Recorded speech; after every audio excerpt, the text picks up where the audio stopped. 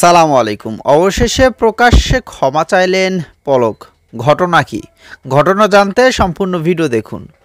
সামাজিক যোগাযোগ মাধ্যমে অপপ্রচার বন্ধ, ব্যর্থতা এবং ইন্টারনেট সেবা ব্যাহত হওয়ার সব দায়ভার নিয়ে প্রকাশ্যে ক্ষমা চাইলেন ডাক, টেলিযোগাযোগ ও তথ্য প্রযুক্তি প্রতিমন্ত্রী জোনায়েদ আহমেদ পলক।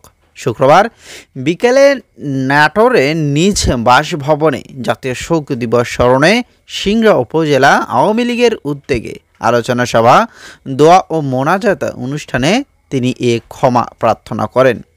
পলক বলেন, তরুণ প্রজন্মের কাছে যদি আমার কোনো ভুল হয়ে থাকে, আমি প্রকাশ্যে ক্ষমা প্রার্থনা করছি। ইন্টারনেট ব্যাহত হওয়া এবং সামাজিক যোগাযোগ মাধ্যম গুজব প্রতিরোধে ব্যর্থ হওয়া দায় আমি নিজের কাঁধে তুলে নিচ্ছি। প্রধানমন্ত্রী শেখ হাসিনার যে কোনো সিদ্ধান্ত মেনে নেওয়ার জন্য প্রতিশ্রুতি দিচ্ছি।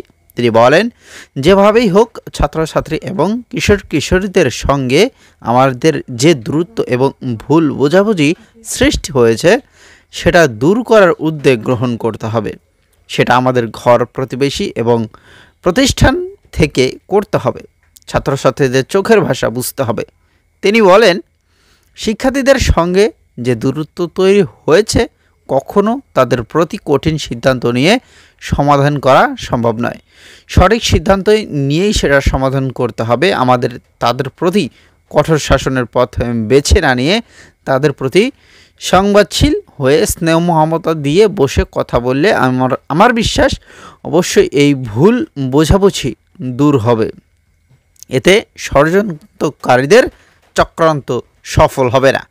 দর্শক, পলক এই প্রতিমন্ত্রী, তিনি এভাবেই কথা বলেন। যাই হোক, তিনি ক্ষমা চেয়েছেন। তিনি তো বারবার একের পর এক ক্ষমা চাচ্ছেনই। রেমিটেন্স নিয়ে প্রবাসীদের কাছে হাত জোড় করছেন। তো যাই হোক, এই নিউজ সম্পর্কে মতামত দিবেন।